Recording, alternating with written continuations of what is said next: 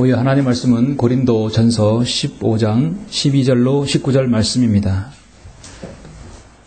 고린도전서 15장 12절부터 19절까지 말씀입니다.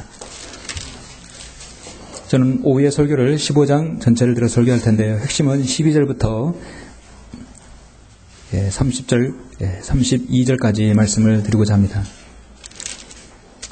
본문은 12절부터 19절까지만 보도록 하겠습니다. 문구 올립니다. 이제 그리스도께서 죽은 자들로부터 살아나신 것이 전파되었는데도 어찌하여 너희 가운데 어떤 사람들은 죽은 자들의 부활이 없다고 말하느냐. 어찌하여 너희 가운데 어떤 사람들은 죽은 자들의 부활이 없다고 말하느냐. 그러나 죽은 자들의 부활이 없다면 그리스도도 살아나지 못하였으리라. 만일 그리스도께서 살아나지 못하셨다면 우리가 전파하는 것도 헛것이요 너희의 믿음 또한 헛것이라. 뿐만 아니라 우리는 하나님의 거짓 증인들로 밝혀지리니 이는 우리가 하나님께서 그리스도를 살리셨다고 증거하였기 때문이라. 만일 죽은 자들이 정녕 살아나지 아니한다면 그분께서 그리스도를 살리지 아니하였으리라. 만일 죽은 자들이 살아나지 못한다면 그리스도께서도 일으켜지지 못하셨으리라. 만일 그리스도께서 일으켜지지 못하셨다면 너희의 믿음도 헛되고 너희가 여전히 너희 죄들 가운데 있는 것이라. 그렇다면 그리스도 안에서 잠든 사람들도 멸망한 것이라. 만일 그리스도 안에서 우리가 바라는 것이 오직 이 생뿐이라면 우리는 모든 사람 가운데서 가장 비참한 사람이라. 아멘. 여러분, 우리의 생이 여기서 끝난다고 생각하시면 우리의 섬김, 우리가 주님을 왜 섬기겠습니까? 우리의 생은 60, 70년, 80년, 길어야 90년입니다. 우리는 잠깐 이 세상에 살다 가는 것이죠. 우리는 순례길을 행하는 것입니다. 우리는 이미 영생을 받은 사람들이죠. 오늘 이 말씀에 잠시 위해서 기도드리겠습니다. 존귀하시고 위대하신 아버지 하나님, 감사와 모든 찬양을 돌려드립니다. 주님께서 죄와 허물 가운데 죽었던 저희들을 예수 그리스도께서 보혈을 흘려주심으로 우리의 죽었던 영이 다시 살아나 하나님을 알게 되었고 말씀을 알게 되었으며 경배가 무엇인지 또 진리의 말씀이 무엇인지 또 영생이 무엇인지를 알게 되었습니다. 이제 우리는 그리스도 안에서 우리를 잠들게 하였다면 우리는 부활의 소망이 있으며 또 이 땅에 우리가 살아있는 동안 주님이 다시 오심을 우리가 저 새 잔으로 끌려 올라가질 그 날을 우리가 고대하며 살고 있습니다. 주님께서 우리에게 소망을 주시고 참 기쁨을 주심을 감사를 드립니다. 오해 하나님 말씀을 통하여 저는 오늘날 많은 교회들에서 부활절을 지키고 있습니다. 저는 그 부활의 참된 의미를 되새기고자 합니다. 하나님의 말씀에 근거해서 설교할 것인데 주님께서 여기 있는 성도들의 마음을 잘 깨워주시고 갈아엎어 주셔서 말씀을 받을 수 있는 귀한 조명을 하나님께서 허락해 주시길 원합니다. 성령님께서 우리 모두를 관장해 주시며 말씀으로 성도들의 마음밭이 또 영적으로 흡족한 하루 그 한 시간이 될 수 있도록 주님께서 역사해 주시길 원합니다. 저의 입술을 주님께서 주장해 주십시오. 주 예수 그리스도 이름으로 기도드렸습니다. 아멘. 오후의 설교 제목은 부활이 없는 부활절이라는 제목으로 설교하고자 합니다. 말이 어감이 좀 여러분 이상하지 않습니까? 제가 생각해도 그렇습니다. 그러나 사실은 오늘날 현실적인 말이라고 저는 생각합니다. 해마다 4월 봄과 12월 말이면 우리나라는 수없이 많은 사람들이 두 가지 일로 인해서 한국의 많은 교회들은 분산합니다. 분주하게 움직입니다. 한국식 기독교계에서 가장 큰 행사인 부활절과 성탄절 때문에 그렇죠. 오늘은 전국적으로 대다수 모든 교회들에서 부활절 연합 집회를 갖는 날입니다. 사실 태양신 숭배의 일과 부활절은 매우 밀접한 관계가 있죠. 여러분 중에 또 저도 그렇습니다만은 지난 30년간 제도권교회 생활할 때 부활절만 되면 저는 달걀을 삶아 색칠하면서 즐거워하면서 또 그 부활절 달걀을 까서 먹던 것이 생각납니다. 여러분, 기독교 신앙은 사실 부활신앙입니다. 부활이 없는 십자가는 생각할 수 없죠. 오늘 말씀에서 만일 그리스도께서 살아나지 못하셨다면 우리가 전파하는 것도 헛것이요 너희의 믿음 또한 헛것이라 했습니다. 우리 주 예수 그리스도께서는 성경대로 우리의 죄를 인하여 죽으시고 장사되셨다가 성경대로 셋째 날에 다시 살아나셨습니다. 이것이 정확한 복음의 정의입니다. 성경대로 우리의 죄를 위해서, 여러분의 죄를 위해서 죽으시고 여러분을 위해서 다시 부활하셨습니다. 성경은 예수 그리스도의 탄생을 매우 중요하게 말씀하십니다. 그분의 동정의 탄생이 아니었으면 우리는 구원받을 수 없는 것이죠. 그러면 주님은 한 인간의 아들로서 그렇게 탄생하신 것이기 때문에 그렇게 되는 것입니다. 주님은 사람의 몸을 빌어서 탄생하셨지만 주님은 죄가 없으신 분이십니다. 죽은 신이 아니라 살아계신 예수 그리스도입니다. 성경에서는 단 한 번도 우리 주님의 생일이나 부활의 날짜를 기념하지 않았습니다. 그런데 날짜를 기념하는 것은 인간적인 전통이며 더욱 이교도적인 전통에 근거한 것이 된 것입니다. 그 날짜들을 설정하는 기준만 봐도 여러분 이교도적인 것을 알 수 있습니다. 그래서 우리는 그 날을 기념하는 것이 아니라 주님의 부활의 신앙을 갖는 것이 더 중요하다고 믿는 것이죠. 그리스도인의 신앙은 주님의 죽으심과 부활하심으로 생겨난 것이기 때문에 주님의 부활을 우리가 제쳐놓고 복음을 전하는 것도 문제가 있는 것입니다. 주님이 우리를 위해서 죽으시고 반드시 부활하셨다는 사실을 제시해야 되는 것이죠. 다만 한국교회가 현재 행하고 있는 많은 교회 전통이 바로 부활절과 로마 가톨릭 또 그 다음에 성탄절이 다 로마 가톨릭과 연관된 것임을 알 때 우리는 우리의 신앙은 성경대로 믿고 성경대로 실행하는 믿고 따르는 신앙이어야 하는 것입니다. 꼭 어떤 절기를 지켜야 하되고 또 전통을 지켜야 한다면 우리는 그것이 성경에 근거한 것인가 그렇지 않는 것인가 아니면 교회에서 오랫동안 전통으로 내려온 것인가를 우리가 잘 살펴야 합니다. 왜냐하면 골로새서 2장 8절에서 아무도 너희를 철학과 헛된 속임수로 노략질하지 못하도록 주의하라. 그것들은 사람의 전통과 세상의 유치한 원리를 따른 것이며 그리스도를 따른 것이 아니니라 말씀하고 있습니다. 오늘날 교회들은 수많은 절기들을 지키고 있습니다. 성탄절, 부활절 말고도 오순절, 성령 강림절, 추수감사절, 맥주감사절, 많은 감사절, 많은 절기들을 만들어서 교회 뒤에다가 헌금권 봉투를 비치해내서 그것도 봉투에다가 투명하게 해서 돈의 액수가 보이게끔 그렇게 해서 부담이 가게 합니다. 여러분, 주님의 섬기면요 절대 부담이 있어서는 안 되는 것이에요. 강단에서 돈을 강조하고 인위적인 어떤 행위를 강조한다면 그것은 문제가 되는 것입니다. 구약에서 이스라엘은 절기를 지키라고 분명히 말씀하고 있는데요. 출애굽기 뿐만 아니라 레위기 23장에서는 주님께서 모든 남자는 이스라엘 민족의 남자들은 6월절과 오순절 장막절을 지켜야 된다고 말씀하고 있습니다. 그때는 예루살렘에 다 올라와야 돼요. 그런데 문제는 오늘날 한국교회가 이 모든 절기들을 다 강탈해 갔다는 것입니다. 그래서 명백한 우상숭배, 사이비 종교가 이 땅에서 팔을 치고 있습니다. 여러분, 레위기 23장에 보면 가장 중요한 건 6월절, 그 다음에 오순절, 장막절 세 절기예요. 6월절 3, 4월, 오순절 5월달, 장막절 10월, 11월입니다. 9월달, 10월달입니다. 6월절을 지켜야 구원받을 수 있는 유일한 집단이 있어요. 새언약 6월절을 지키는 하나님의 교회, 바로 예수님의 재림주라고 하는 안상홍을 영접한 사람들만이 믿는 것. 안상홍이 죽어서 장길자가 그 뒤를 이어서 지금 하나님의 교회, 어머니 하나님이라고 했습니다. 아버지 하나님이 있는데 왜 어머니 하나님이 없느냐 해서 어머니 하나님을 만들었어요. 전세 유일하게 6월절을 지켜야 된다고, 그래야 된다고, 그 6월절을 지켜야 구원받는다고 하는 사람들이. 새언약 6월절을 지킨 하나님의 교회가 있어요. 그리고 7.7절 오순절을 지켜야 된다는 것입니다. 그래서 여의도 순복음교회는 오순절 성령 강림주일이요 행사 중에 가장 큰 행사 중에 하나예요. 50년 전 여의도 조영기 목사를 시작으로 해서 한국의 기독교회에서 가장 강력한 마귀의 유혹을 교리들을 퍼뜨려 놓은 집단입니다.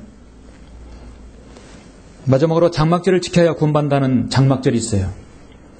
이름은 신천지 예수교 증거 장막성전입니다. 우리는 일반적으로 신천지라고 하죠. 경기도 과천에 본부를 두고 있어요. 사회적으로 큰 무리를 일으키고 있는 이만희가 교주입니다. 이만희는 자기가 성령님이고 그 다음에 안상홍은 자기가 예수 재림주의고 결국 이스라엘에게 주어진 모든 것들은 다 한국 사람들이 뺏어가 버렸어요. 6월절은 새언약 6월절 하나님의 교회가 가져가고 오순절은 여의도 순복음교회가 가져가고 다음에 장막절은 신천지 이만희가 가져가고, 그러니까 이스라엘은 그걸 또 지키지도 않아요. 거기에 로마 카톨릭이 주도적으로 만들어 놓은 부활절과 로마 카톨릭, 크리스마스는 한국교회가 또 주도적으로 지키고 있고, 그야말로 한국은요, 모든 종교의 집산지가 되고 있습니다. 여러분, 제가 지금 말씀드린 것은 이거 현실이에요. 오늘날 부활절 절기를 만들어서 주님 부활하신 의미를, 참 의미를 알고 자신의 믿음을 고취시키고 그리고 자신이 구원받은 것을 다시 한번 확인하게 되면 얼마나 좋습니까? 참으로 좋아요. 그런데 현실은 그렇지 못합니다. 여러분이 길가에서 바로 오늘 이 시간 예배 드리고 나가서 누구든지 교회를 갔다 온 사람들에게 물어보십시오. 당신은 부활절 예배에 참여하고 오셨죠? 그다음 당신이 구원받은 것에 대해 확신이 있으십니까? 당신은 예수님의 재림을 기다리고 소망합니까? 당신은 자신의 육신을 이기고 자신의 육신을 이겨서 자신의 속사람이 늘 강건해지기를 바라고 있습니까? 사실 오늘 그 의미를 위해서 제가 무슨 말씀을 드리려고 하는 것입니다.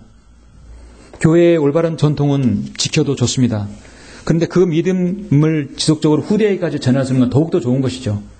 근데 그걸 통해서 하나님께 영광을 돌리고 성도에게 좋은 귀감이 되고 전통이 된다면 좋은 것인데, 그 전통과 교리 또 교회에서 실행하는 절기들이 성경에 근거한 것이라면 얼마나 좋겠습니까?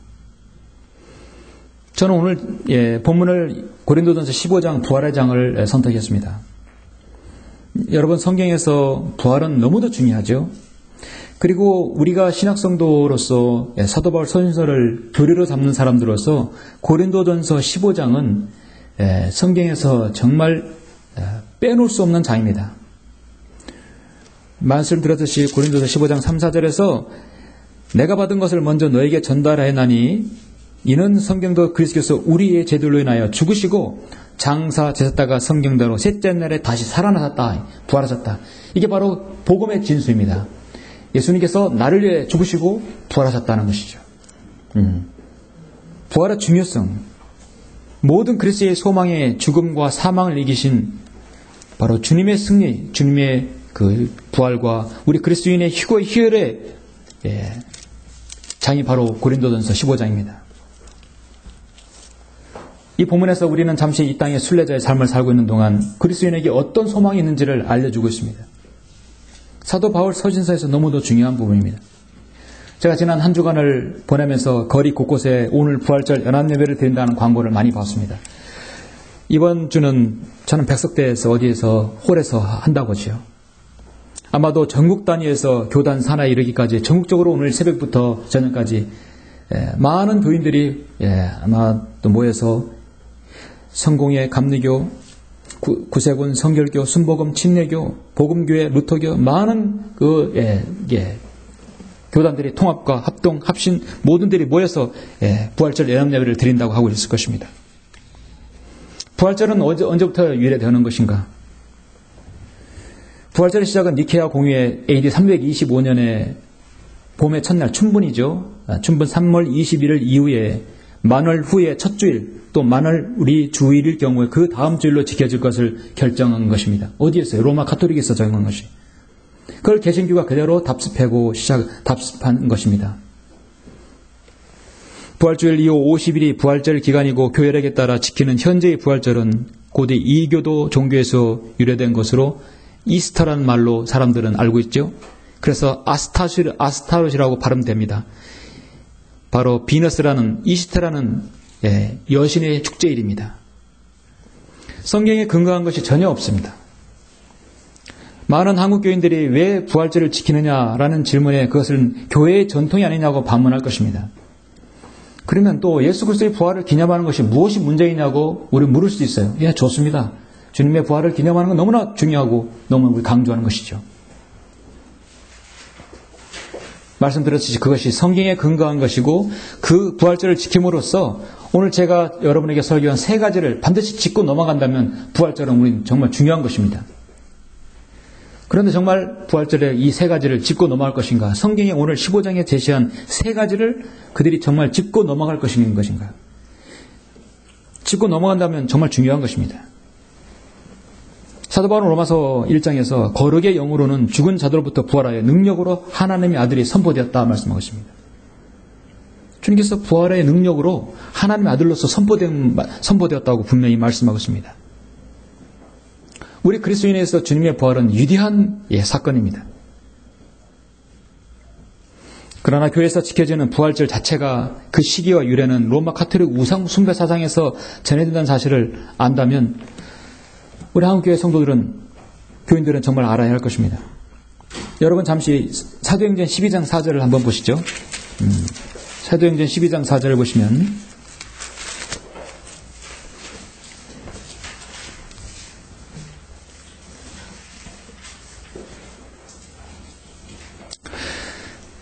그가 베드로를 잡아서 감옥에 가두고 4명씩 4조의 병사들을 불러 교대로 지키게 하니 이스터가 지나면 그를 백성들 앞에 끌어낼 의도했더라.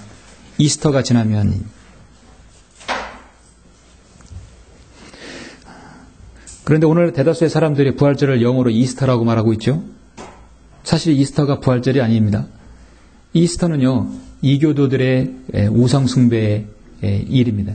이 우상숭배 바로 절기의 이름이 이스터예요. 다른 말로 아스타롯, 이시스, 비너스 다 같은 말이에요. 근데 이건 이스터는 뭐냐면 지금 이교도인 헤롯 왕이 이스터 자신의 부활절, 자신의 이스터 이 축제일에 베드로를 잡아서 죽이려고 가둔 것이에요.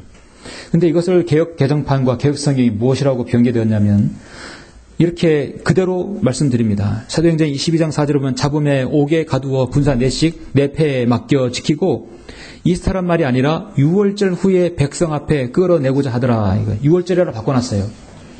이스터가 6월절로 바뀐 것이 됩니다. 성경에서 말씀하고 있는 예수 그리스도의 부활은 레스터렉션이라고 했어요. 전혀 이스터와 다릅니다. 그래서 이 이스터라는 것은 고대 이교도 종교에서 유래한 것으로 말씀드렸듯이 아스타롯이라고 하고 이스타라고 발음됩니다. 이 축제가 항상 4월 하순에 열렸고 어떤 4월 초순에 열려요. 이 축제의 상징물이 2개입니다. 토끼와 달걀. 토끼는 다산의 상징이고 달걀은 이스터에서 달걀로부터 나왔다고 해서 달걀을 가장 중요한 것으로 삼고 있습니다. 로마 카톨릭 교도였던 콘스탄틴 황제는 이교도를 이름뿐인 그 기독교교들을 회유하기 위해서 이교도의 풍습을 교묘히 끌어 들어왔어요. 그렇게 해서 기술적으로 달력을 고쳐가지고 오늘날의 부활절을 만들어낸 것입니다. 한마디로 교회들이 지키는 부활절은 예수님의 부활을 대한 것이 아니라 이교도의 이스터인 숭배일이에요. 유대인이 지키는 명절은 6월절입니다. 그래서 유대인은 6월절을 지키고 바로 헤롯 왕 이교도들은 이스터를 지키는 것이에요. 그런데 이스터와 6월절은 매 4년마다 딱 일치하게 돼 있어요. 그래서 지금 마치 그때가 이제 일치하게 되니까 성경 변개가 이루어지면 여기서 6월절이 이스터로 바꿔지는 것이죠. 베드로는 6월절에 지난 무교절에 지금 체포되었고 곧 있으면 이교도의 축제일에 시작됩니다. 헤롯이 자신이 축제일에 침례인 요한을 죽인 것처럼 베드로도 지금 죽이려고 잡아놓은 것이에요. 이교도인 헤롯이 유대인의 축제일에 지켜서 사도들을 죽일 이유가 없는 것이죠. 자신의 축제일에 지키는 거예요. 그래서 사도행전 12장 4절에 나오는 이스터는 부활절도 아니고 6월절도 아닙니다. 그냥 이교도의 숭배일, 그 이스터입니다. 그래서 사람들이 부활절 이스터로 말하는 것은 정말 그 무지의 소치인 것입니다. 이방민족 군맞지 않은 사람들이 예수님의 부활을 기념할 이유가 없듯이 우리도 마찬가지 이교도들을 지키는 이스터를 지킬 이유가 없는 것이죠. 오늘날 한국 교인들은 너무나 많은 것을 모르고 있습니다. 대한 성서경에 대한 개혁성경과 같은 변개된 성서들을 쓰고 있는 오늘 한국교회는 140년 동안 많은 한국교회 지도자들은 이교들이 지키는 풍습들을 그대로 교회를 가져와서 그냥 그것이 교회 전통이냐 지키고 있는 것입니다. 강단에서 나오는 말씀은 그 권위가 성경적인 것인지 아닌지를 봐야 되는데 할렐루야 축복 아멘 하면 모두 다 사람들이 그냥 복을 받는다고 생각하는 것이 문제죠. 저도 그렇게 했고 성경에 눈을 뜨기 전까지는 그렇게 됐습니다. 베드로후서 2장 1절에서는 그러나 백성 가운데서도 거짓 선지자들이 있었던 것처럼 너희 가운데도 거짓 교사들이 있으리라. 지금 이 시대입니다. 그들은 저주받을 이단들을 비밀리에 불러들여서 자기들을 사신 주를 부인하기까지 하며 급격한 파멸을 스스로 불러들이느니라. 또한 많은 사람들이 그들의 파멸의 길을 따르니 그들로 인하여 진리의 길이 비방을 받을 것이라. 그래서 지금은 이 마지막 시대에 정말 희소성의 시대예요. 구름같이 많은 사람들이 이 제도권 교회에 이렇게 이 기독교계에 들어가 있어요. 거기서 많은 사람들이 진리에 눈을 뜨고 나와서 주님을 바로 섬기려 하는 사람들이 극소수에 이릅니다. 성경 침례교를 하면 사람들이 많이 올 것으로 처음에 사람들은 착각해요. 그러나 이 길이 그렇게 넓은 길이 아니죠. 많은 사람들이 그들의 파멸의 길을 따르리니 그들로 인하여 진리의 길이 비방을 받을 것이라. 때로는 여러분의 섬김이 비방을 받을 수 있습니다. 그러나 우리의 섬김은 절대적으로 성경적인 섬김이며 하나님께서 인정하시는 것이에요. 한국교회는 왜 부활이 없는 부활절을 지키고 있습니까? 저는 이 설교는 한국교회를 향한 도전이, 한편의 설교가 한국교회 전체 성도를, 교인들을 성경대로 믿는 이 개혁에 제가 기대하는 것이 아닙니다. 그건 이미 늦었다고 보는 것입니다. 한편의 설교로 인해서 배교로 치닫고 마지막 시대에 적그리스도에게 모든 것을 통째로 바쳐지는 이 기독교회가 한 사람이라도 하나님의 말씀을 통해서 바른 진리로 들어오길 원하는 것입니다. 간절한 외침입니다. 한 지역교회에서 외치는 한 파수꾼의 설교라고 여러분 생각하시면 좋겠습니다. 자, 여러분 부활절을 지키는 사람들, 그들에게 여러분 점검해야 할 것이 무엇입니까? 자, 첫 번째 점검해 보십시오. 부활이 없는 부활절은 첫 번째, 죽은 자들의 부활을 정말 믿고 있는 것인가? 오늘 여러분 본문에서 내가 죽으면, 내가 잠들면 나는 정말 주님께서 나를 부르실 때 내 몸을 입고 그대로 부활할 것인가? 여러분 믿으십니까? 네. 여러분 본문 12절부터 19절 한번 보시면, 자 보십시오. 이제 그리스도께서 죽은 자들로부터 살아나신 것이 전파되었는데도 어찌하여 너희 가운데 어떤 사람들은 죽은 자들의 부활이 없다고 말하느냐? 그러나 죽은 자들의 부활이 없다면 그리스도도 살아나지 못하셨으리라. 만일 그리스도께서 살아나지 못하셨다면 우리가 전파하는 것도 헛것이요 너희의 믿음 또한 헛것이라. 여러분 맞아요. 주님께서 부활이 없다면 그 부활의 중요성 너무도 중요한 것입니다.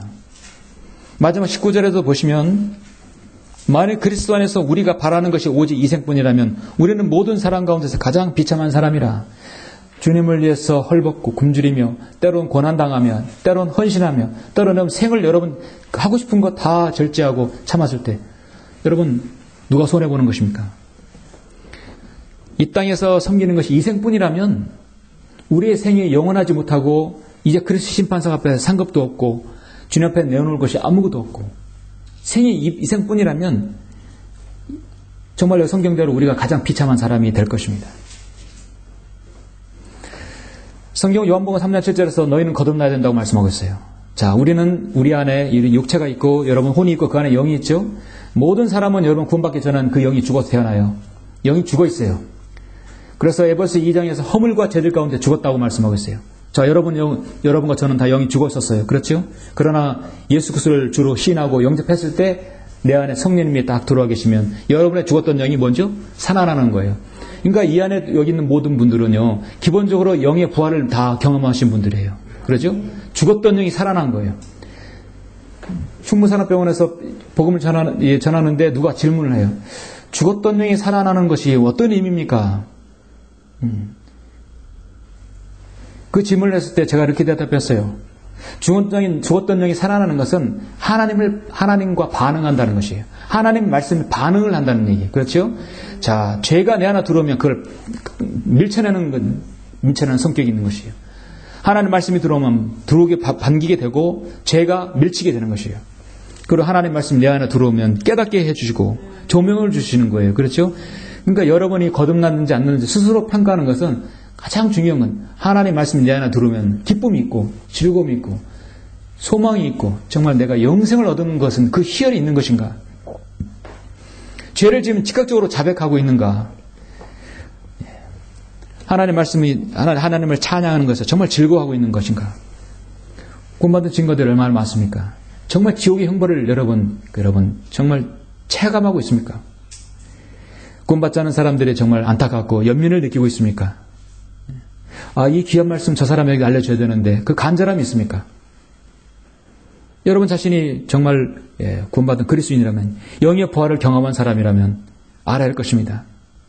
왜 제가 부활이 없는 부활절을 했냐면, 첫 번째 점검할 것은 죽은 자들의 부활을 정말 그들은 믿고 있는 것인가. 부활절을 지키며 연한 예배에 참여하는 모든 사람들이 정말 구원받은 그리스도인인가. 저는 거기에 거기에 많은 사람들이 어떻게 생각할지 몰라도 많은 사람들이 거기에 부분에서 구원받지 않은 사람이 대다수일 거라고 저는 생각합니다. 왜냐하면 그렇게 실제적으로 여러분 복음을 전하다가 물어보십시오. 길 가다가 여러분 구원 받았습니까? 물어보면 10명 중에 9명은 그렇잖아요. 그런데 교회 다니는 사람 10명 중에 7, 8명은 자신이 구원받은 것에 대해서 몰라요. 간증이 없고요. 적어도 한두 명 정도는 내가 구원받은 확실히 가지고 있지만 어떤 성경의 근거에서 제시하지 못해요. 누군가 여러분에게 당신은 구원받았습니까? 물어봤을 때 여러분 확실하게 대답해야 됩니다. 어떤 말씀이 근거 구절에서 받았는지 확실해야 합니다. 자신의 구원 간증이 있어야 되는 것이죠. 제가 생각하기로는 대다수의 사람들이 자신의 구원 간증도 없고, 난 장로교에서 생활했으니까, 나는 선택받았으니까 난 자동적으로 구원받은 것이야. 난 태초부터 하나님께서 나를 선택한 것으로 예정되었기 때문에 나는 구원받은 것이야. 나는 방언을 받았기 때문에, 나는 물침례를 받았기 때문에, 나는 선행을 했기 때문에, 나는 집사이기 때문에, 우리 아버지가 목사이기 때문에. 구원 받았냐고 물어보면 왜 다른 답변이 나옵니까? 구원 받았냐면 받았지 안 받았지 둘 중에 하나예요. 당신은 결혼했습니까? 했습니다 안 했습니다 둘 중에. 나는 결혼할 예정이에요. 그렇죠? 그러면 한 거예요 안 한 거예요? 아직 결혼 안 한 거예요. 당신은 구원 받았습니까? 나는 구원 받을 예정입니다. 그 사람은 아직 구원 안 받은 거지. 예정일 뿐이지. 내가 죽어도 살 것이고 살아있을 때 주님 오시면 난 휴거디에 올라가시는 소망이 있어야 되는 것입니다. 그렇죠?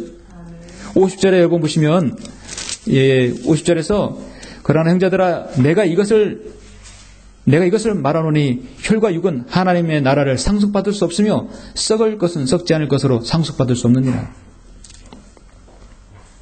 우리는 물과 피를 다 쏟고 하늘로 올라갈 것입니다. 보라 내가 너에게 한 가지 신비를 말하노니, 여러분 비밀이 아닙니다. 개혁성경처럼 비밀이 아니에요. 이건 미스테리예요. 인간의 상상과 인간의 철학, 과학으로도 설명할 수 없는 것이 바로 신비죠. 비밀은 누구는 알고 누구는 모르는 것이에요. 이건 비밀이 아니라 신비입니다.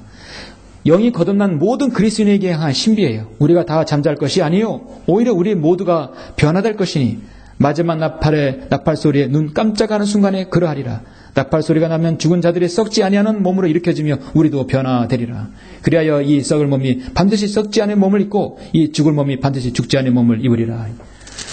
장례식 가서 설교할 때 가장 중요한 하는 말씀을 전달할 때 이 말씀을 전하죠. 이 성도는 잠이 들었습니다.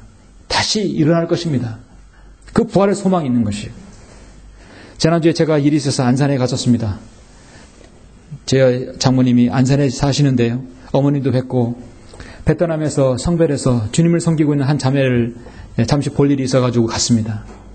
부활절 연합예배를 드린다고 거기도 막 길가에 광고가 엄청나게 많이 있더라고요. 그런데 차를 타고 운전하면서 신호대기 딱 보고 있는데 건너편에 횡단보도에 다 프랭카드가 걸려 있어요. 거기도 노란 프랭카드예요. 왜냐하면 거기가 안산구 단원구잖아요. 안산시 단원구 아닙니까? 그 세월호의 그 가장 거의 분향소에 있는 곳이에요.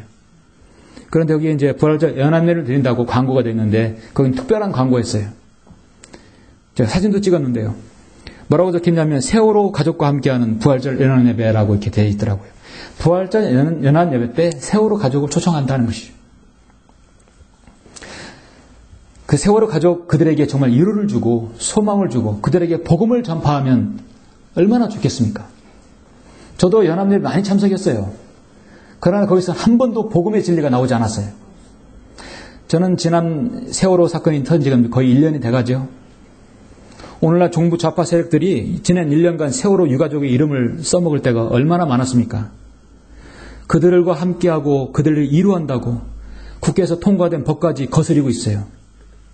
그들의 슬로건은 늘 세월호 유가족과 함께 써먹고 있는 거예요. 지금 이제 교회라는 곳에서 세월호라는 것을 써먹고 있다고 저는 생각합니다. 세월호 유가족이라는 수식어가 붙으면 모든 것이 고개 숙여지고 무소불위의 사람들에게 받아들이는 인상을 저는 지울 수가 없습니다. 여러분, 경배는요, 예배는 연합이든 간에 경배는 세상 사람들과 함께 모여 하는 어떤 커뮤니티가 아니에요. 예배는 세상에 있는 사람들을 이루는 자리가 아닙니다. 경배는 구원받은 하나님의 자녀가 하나님을 경배하고 경외하고 예배하는 곳이에요. 구원받은 그리스도인이 모여서 하는 것이에요.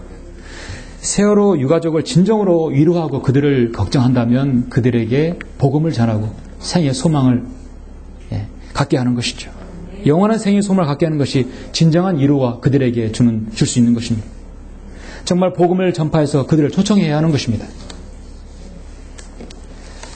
부활이 없는 부활절, 우리는 부활절 지키는 자들이 무엇을 먼저 점검을 해야 되는 것인가?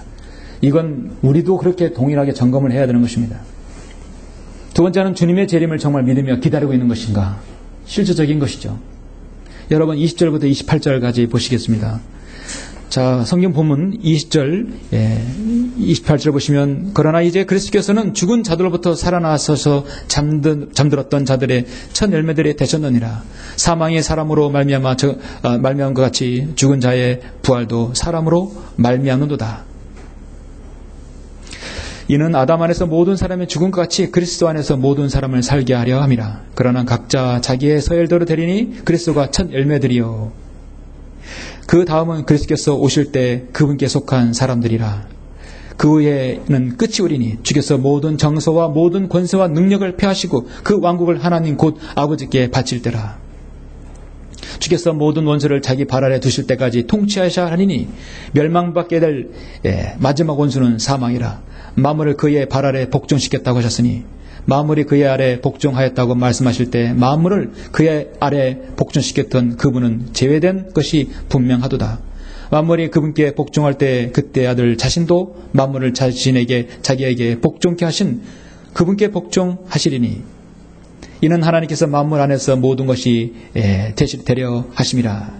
아멘.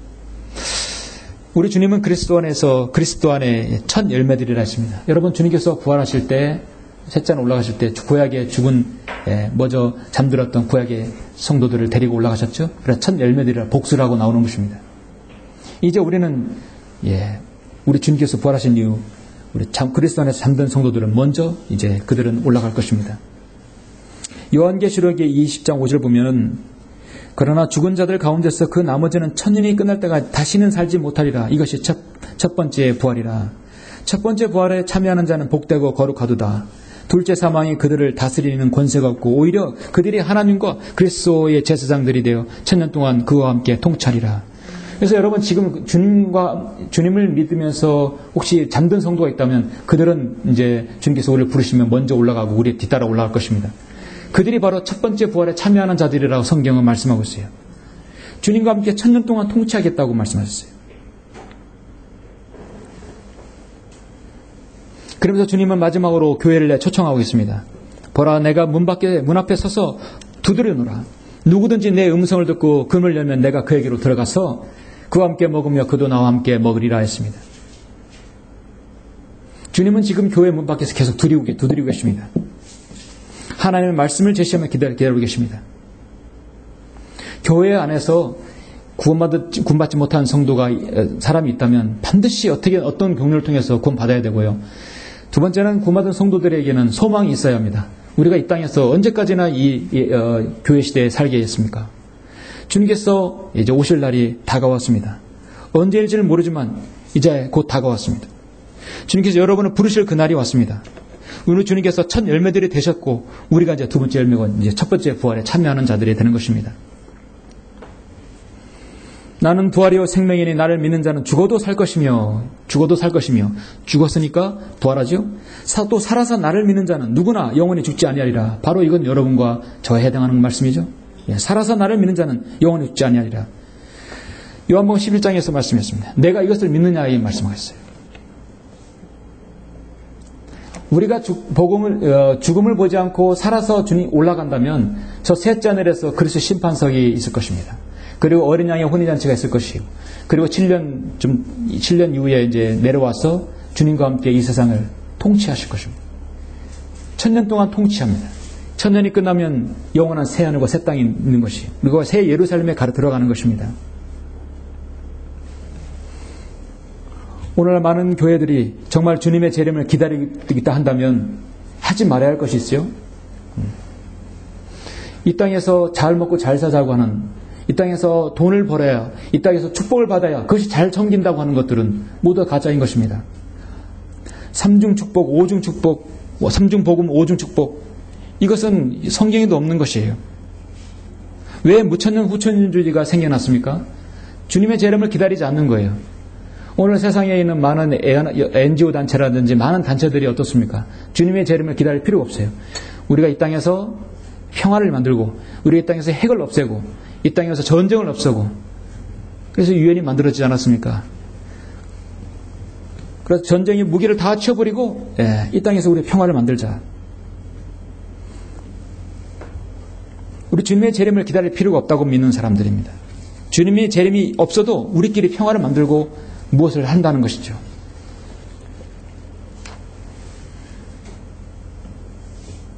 죄로 타락해서 멸망을 향해 가는 이 세상은요, 교회가 휴거된 이후 이제 전무후무한 대재앙, 대7년 대환란이 이 땅에 있을 것입니다. 사람들은 철저히 파괴되고 이제 예수 그리스도를 주로 신뢰하지 못한 사람이 이 땅에 남아서 7년 동안 철저히 고난 가운데 있게 됩니다. 유대인도 마찬가지 되죠. 우리는 저 위에 올라가서 주님께서 말씀하신 그리스도의 심판선과 새하늘 어린 양의 혼인잔치에 참여하게 되는 것입니다. 우리 그리스도인에게 휴거의 소망, 부활의 소망이 없다면, 또 재림의 소망이 없다면 어떻게 우리가 주님을 섬기겠습니까? 그렇게 되면 19절 말씀대로 모든 사람 가운데서 우리는 가장 비참한 사람일 것입니다.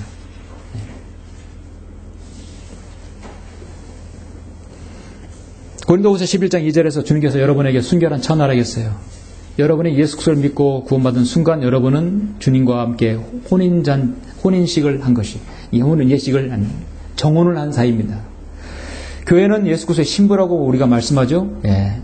여러분, 신랑과 신부는 언제 만납니까? 언제 하나가 돼요? 결혼식 날, 어린 양의 혼인잔치에 이제 우리가 올라가면 돼요. 그러기까지 우리는 주님과 정혼한 상태예요. 약혼한 상태입니다. 그래서 순결한 천으로서 고린도후서 정결을 지키라는 것입니다.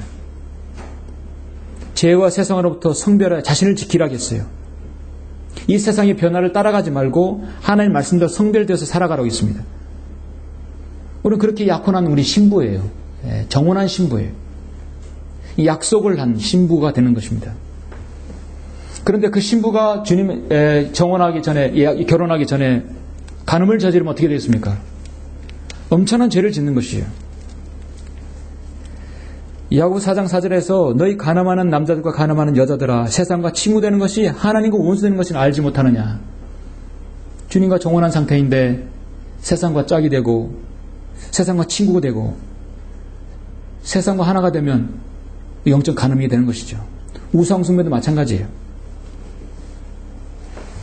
하나님께서 인정하지 않는, 성경이 인정하지 않는 절기를 지켜버리면 그렇게 되는 것입니다. 부활이 없는 부활절은, 부활절을 지킨 자들은 무엇을 점검해야 되는 것인가? 세 번째는 너무도 중요한데요. 나는 정말 날마다 죽고 있는가? 나는 날마다 죽는 것인가에 대해서 한번 점검해 보라는 것입니다. 자, 모든 말씀이 참 나에게 해당한다고 여러분 생각하십시오. 여러분 29절부터 34절 보시면, 29절 보시면 만일 죽은 자들이 도무지 살아나지 못한다면 죽은 자들을 인하여 침례를 받는 사람들은 무슨 일을 하겠느냐? 어찌하여 그들이 죽은 자들을 인하여 침례를 받겠느냐? 또 우리가 어찌하여 몇 시간 위험에 처해야 하겠느냐? 내가 그리스도 예수 우리 주 안에서 지니고 있는 너희의 자랑으로 단언하노니 나는 매일 죽노라. 나는 매일 죽노라. 내가 만일 사람들의 방식대로 에베소에서 짐승들과 싸웠다면 내게 무슨 유익이 있으리요? 만일 죽은 자들이 살아나지 못한다면 우리도 먹고 마시자. 내일이면 죽으리라. 고하였으리라. 미혹되지 말라. 악한 사귐은 좋은 행실을 부패시키느니라. 의에 대하여 껴있고 죄를 짓지 말라. 어떤 자들에게는 하나님의 지식이 없기에 내가 너희를 부끄럽게 하려고 이 말을 하노라 했습니다. 여러분, 사도 바울은 나는 매일 죽노라고 말씀하고 있습니다. 왜 죽어야 되는 것인가? 32절에 에베소에 있는 짐승들과 싸웠다면 내게 무슨 일이 있으리래요. 이 짐승이요, 사람을 잡아먹는 그런 짐승이 아니라 자신의 육신대로 행하는 사람을 말하는 것입니다. 고린도전서에서 가장 중요한 부분 중에 하나예요. 제가 생각하기로는 성경에서 가장 어려운 부분일 수도 있는 한 부분입니다. 바로 29절 말씀이죠. 오늘날 변기된 모든 성경에서 철저히 변기된 성경 중에 9절 중에 29절이 있습니다. 우리 그리스도인은 사도 바울처럼 나는 매일 죽노라고 고백한다면 나는 예수 그리스도의 피로 구속받은 사람이며 주님의 명령이며 하나님의 말씀에 따라 교회의 두 가지 실행인 물침례와 주의 만찬을 순종하는 사람들입니다. 우리 구원받은 사람은 물침례에 순종해야 합니다. 그것은 구원받는 조건이 아니라 내가 구원받았기 때문에 공개적으로 증거하는 것이에요. 29절을 여러분은 한글 김정인 성경을 보시고 제가 개혁성경 잠깐 가지고 올라왔어요. 개혁성경을 29절을 제가 봉독하겠습니다. 어떻게 다른지 한번 보십시오.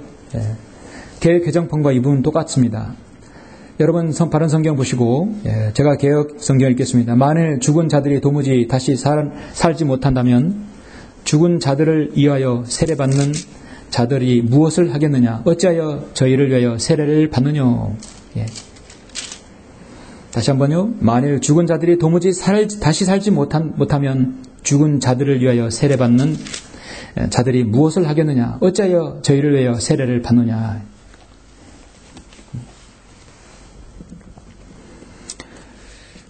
여러분, 죽은 자들이라는 것은 생물학적으로 사람 육체가 죽은 걸 말하는 것입니다. 만일 죽은 자들이 도무지 살아나지 못한다면, 부활하지 못한다면 죽은 자들을 인하여 침례를 받는 것은 무슨 일 하겠느냐? 만일 내 육체가 죽어서 이제 부활할 것을 안다면 반드시 나는 첫 번째 물침례에 순종하고 그 다음에 내 육신이 죽어서 내 육신의 모든 자제함과 욕망을 억누르고 내 영적인 것을 하나님 말씀에 따라 산다고 한다면 그것은 나는 매일 죽노라는 말씀인 것이죠. 우리가 여러분 물침례 받는 중요한 것은요. 물침례 받아서 구원받는 것이 아니라 침례는 모든 사람 앞에서 내가 죽어도 공개적으로 나는 하나님의 자녀로서 영생을 소망 가운데 나는 부활할 것입니다. 나는 예수 그리스도의 보혈로 구원받았습니다. 그걸 공개적으로 간증하는 자리가 되는 것이에요. 그래서 베드로전서 3장 21절에서 물은 예수 그리스도의 부활하심으로 인하여 이제 우리를 구하는 모형이니 곧 침례라. 이것은 육체의 더러움을 제거하는 것이라 하나님을 향한 선한 양심 응답이라 했어요. 그 다음에 여기 29절에서처럼 내가 예수 그리스도를 통해서 구원받았다고 한다면 내 자신의 육신의 모든 더러움을 다 일일이 다 하나님의 말씀물로 내가 자백하고 씻게 된다면 나는 매일 죽어야 된다는 것이 육신의 성향을 죽이고 내 안에 속사람을 새롭게 한다는 것이죠. 여러분 죽은 사람을 위해서 할 수 있는 건 아무것도 없어요. 죽은 사람을 위해서요 세례나 침례는 할 수가 없습니다. 죽은 사람이면 끝난 것이에요. 로마 가톨릭 한국 개신교는 만일 죽은 자들이 도무지 다시 살지 못하면 죽은 자들을 위해 세례받는 자들이 무엇을 하겠느냐? 어찌하여 저들을 위해 세례를 받느냐? 표준 세번역도 마찬가지예요. 만일 죽은 자들이 도무지 다시 살아나지 못한다면 죽은 자들을 위하여 세례를 받는 자들이 무엇을 하겠느냐? 어찌하여 그들을 위하여 세례를 받느냐? 희한한 교리가 만들어지게 되는 것입니다. 사도 바울은 부활의 장에서 그리스도인이 만일 죽은 자들을 도무지 살아나지 못한다면 내가 나중에 죽어서 부활하지 못한다면 내가 어떻게 물침례를 통해서 자신의 옛사람을 장사지니어 예수 그리스도 안에 침례받았다는 걸 내가 공개적으로 간증하느냐 이것입니다. 내가 나중에 부활하지 못할 거라면 무엇하러 내 자신의 옛사람을 죽여서 침례를 받겠느냐. 나의 옛사람은 이미 십자가에 못 박혀 죽어버렸고 처형되어서 더 이상 옛날의 나가 아니라는 것이에요. 여러분 예수님 믿고 구원받아서 그 사람의 생이 변화된 것이 바로 내가 매일 죽노라는 말씀입니다. 담배를 피고 술을 먹고 마약을 하고 세상에 못된 습관들 다 가지고 있는 사람들이 생이 변화돼서 여러분 자신의 변화된 삶이 있다면 그 사람은 나는 매일 죽는 것이에요. 사도 바울도 얼마나 거친 사람이었어요. 그렇기 때문에 내가 물침례를 받아서 하나님 말씀 순종하는 것이에요. 나는 매일 죽어야 될 사람은 사도 바울뿐만 아니라 여러분 우리 자신인 것입니다. 그렇기 때문에 이 말씀에 대한 의미를 알아야 되는 것이죠. 그래서 만일 죽은 자들이 도무지 살아나지 못한다면 죽은 자들을 인하여 침례를 받는 사람들은 무슨 일을 하겠느냐? 어찌 그들은 죽은 자들을 인하여 침례를 받겠느냐? 오늘 마지막 시대이기 때문에 사탄이 많은 믿는 자들을 미혹하게 하는 시대입니다. 자신의 육체를 따라서 탐닉하는 자들을 찾게 돼요. 그래서 그 사람들을 써먹어서 믿음을 파괴시키는 그런 시대입니다. 어떻게든 간에 마귀에게 틈을 주어서 자신의 생이 파괴되고 그 믿음의 간증을 다 잃어버리게 하는 것이에요. 열심히 믿음 생활했다가도 낙오되는 경우가, 그러니까 공격을 당해서 그래요.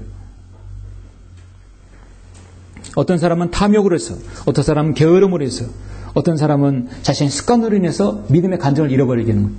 결국은 나는 매일 죽지 않기 때문에 그런 것입니다. 요새는 인터넷 사이트를 통해서 보이싱 피싱뿐 아니라 스미싱이라 해서 가짜 사이트를 만들어서 거기에 자기의 정보를 입력하게 해가지고 통장에 있는 돈을 털어가는 그런 신종수법이 첨단화된 수법이 있습니다. 모두 다 마귀에 죽인 수법이에요. 가짜들을 유포시켜서 사람들을 미혹해서 통장에 돈을 빼가는 것이에요. 은행도 두 손을 놓고 있습니다. 결국은 내가 조심하는 수밖에 없죠. 영적으로는 내가 분별력을 가지는 수밖에 없는 것입니다.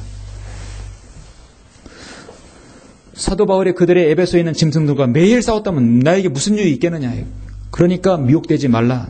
악한 사귐은 좋은 행실을 부패시키니라.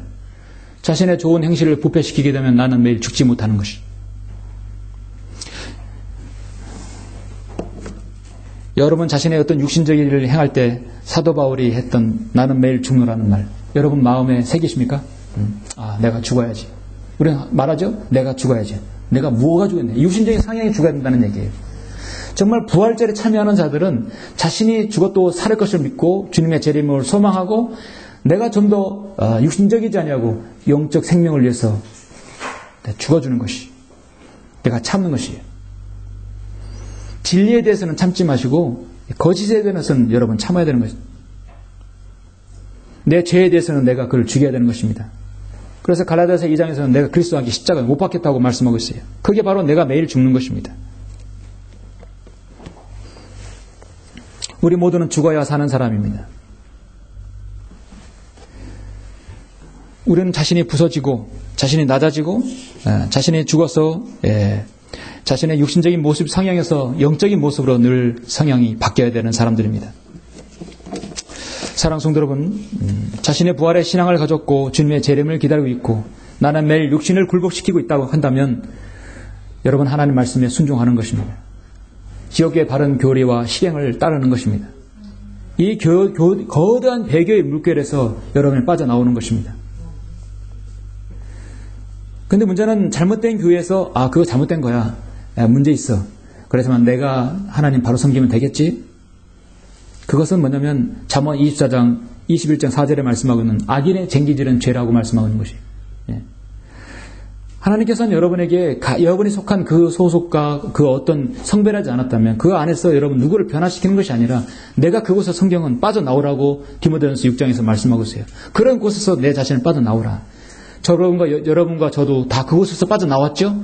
나와서 성밀된 무리입니다. 바로 이 무리를 주님께서 복주시고 경배를 받으시는 것입니다. 신령과 진정이 아니라 영과 진리로 드리는 것이에요. 오늘날 한국교회가 수많은 사람들이 거듭나지 못한 채 이교도 축제일에 계속해서 이 부활절이라는 것에 참여한다면 그냥 부활절 들러리 가는 것이에요. 그곳에 가서 제가 제시한 부활의 신앙을 가졌고 주님의 재림을 소망하고 나는 매일 죽노란 자신의 육신을 굴복시키는 것에 대해서 할 수 있다면 그렇게 하십시오. 그런데 그거 불가능하다는 얘기예요. 다른 성경이 없이는 불가능하다는 얘기예요. 그것이 이 땅에 140년 동안 계속 반복되어 왔습니다. 빛과 소금을 역할을 해야 할 한국 교회가 성경적 근거 없이 맹목적으로 로마 가톨릭을 따라갔던 것입니다. 그런 부활절, 성탄절, 그런 많은 절기들을 통해서 사람들에게 상처를 입히고 경제적으로 어려움을 당하게 한다면 결국 그 절기가 결국 돈 버는 수단으로 변질될 수도 있다는 것이에요. 결론적으로 성경에는 부활절이라는 표현이 단 한 번도 없을 뿐 아니라 지키라고 말씀하지도 않습니다. 분명히 말씀드렸듯이 부활의 신앙은 분명히 가져야 합니다. 성경에 없는 부활절, 성탄절로 사람을 끌어모으고 돈을 버는 수단으로 사용하지 말아야 됩니다. 그것은 사악한 우상 숭배입니다. 형제들아, 우리 주 예수 그리스도의 이름으로 너에게 명하노니 무질서하게 행동하고 우리에게서 받은 전통을 따라 행하지 않는 모든 형제를 멀리하라. 그러므로 형제들아, 굳게 서서 말로나 우리의 편지로나 너희가 배운 바 전통을 지키라. 자, 우리에게 전통이 무엇입니까? 신약시대에 2000년 동안 지켜둔 전통은 죄의 만찬과 침례식이에요. 물침례식. 아까 말씀드렸듯이요. 사람이 없는 곳에서, 복음을 전하는 사람이 없는 곳에서, 많은 사람들이 복음을 듣지 못한 곳에서 찾아가서 복음을 전파하고 진리를 전하는 것. 우리 교회는 12년 동안 충청남도 곳곳을 계속해서 순회하면서, 이번에도 순회하면서 곳곳에 12년 동안 복음을 전했어요. 거기서 찾아가 사람들에게 복음을 전하는. 자, 복음과 진리를 전하는 건 좋은 전통이죠. 전통이니까 하나님께서 지속적으로 할 수 있도록 여러 소수의 무리들을 하나님께서 붙여주지 않습니까?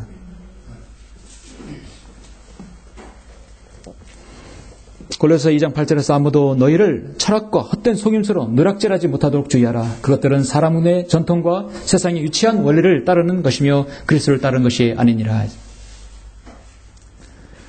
저와 여러분은 예수 그리스도의 보혈로 구원받은 사람입니다. 하나님의 자녀가 되었어요. 영생을 받은 사람들이에요. 생명을 받은 사람들입니다. 이제 우리는 부활의 신앙으로 살아가야 됩니다. 여러분, 주님께서 오시기 전에 내가 잠든다면 나는 부활할 것을 확실히 소망하십니까? 예. 주님의 재림을 기다리십니까? 부활의 기쁨 아니면 휴가의 희열을 맛보는 것이에요. 나 자신의 육신의 성향을 죽이고 내 옛사람을 죽여서 내 속사람을 더 강건케 해서 주님을 잘 섬기를 원하십니까? 그것이 진정한 부활의 신앙인 것입니다. 그러한 신앙으로 주님을 섬기기를 간절히 원하면서 설교 마치겠습니다.